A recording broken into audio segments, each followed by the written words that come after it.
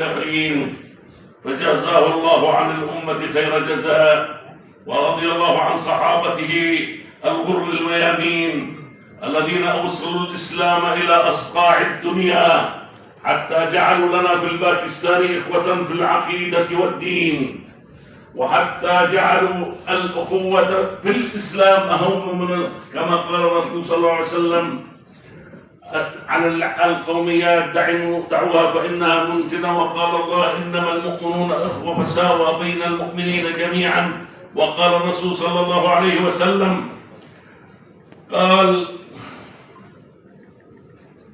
لا فضل لعربي على أعجمي، ولا لأعجمي على عربي، ولا لأسود على أبيض، ولا لأبيض على أسود إلا بالتقوى. ثم أشار بيده على قلبه وقال التقوى ها هنا، التقوى ها هنا. ورضي الله عن الخلفاء الراشدين أبي بكر وعمر وعثمان وعلي، وعن جميع زوجات الرسول، ولعن الله من يلعنهم إلى يوم الدين. أما بعد أيها الإخوة، جئتكم من الأرض التي بارك الله فيها للعالمين، من الأرض التي هي جزء من عقيدتكم مثلما هي جزء من عقيدتي، الأرض التي فيها القبلة الأولى، وفيها مسر الرسول صلى الله عليه وسلم ومعراجه إلى السماء، وكما قال الرسول صلى الله عليه وسلم أن فيها المسجد الثالث لا تشد الرحال إلا إلى 3 مساجد: المسجد الحرام، ومسجدي هذا، والمسجد الأقصى الذي بارك الله حوله. ثم سئل الرسول صلى الله عليه وسلم أي المساجد وضعت قبل؟ قال الذي بمكة. فسألوه أي؟ قال المسجد الأقصى. فسألوه كم بينهما؟ قال 40 سنة، يعني هو ثاني مسجد في الإسلام.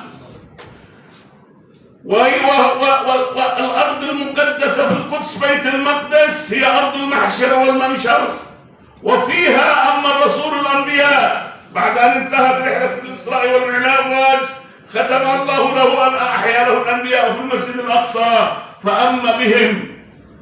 ولذلك هذه أرض ليست عادية، والصلاة في المسجد الأقصى تعادل 500 صلاة، 500. ولذلك يا إخوان هذه مثلما تخص العرب تخصكم، مثلما تخصني أنا الفلسطيني تخصكم، لها مسؤولية عندكم بالتحرير. والآن اليهود يعملون جاهدين علنا وليس سرا على هدم المسجد الأقصى ليقيموا مكانه ما يسمى بهيكل سليمان معبدا لهم. وفي قصة خرافية محضرين البقرات الحمر، البقرة الحمراء يريدون أن يحرقونها وينشروا رمادها ليقدسوا الأحبار الذين سيقيمون بالهيكل.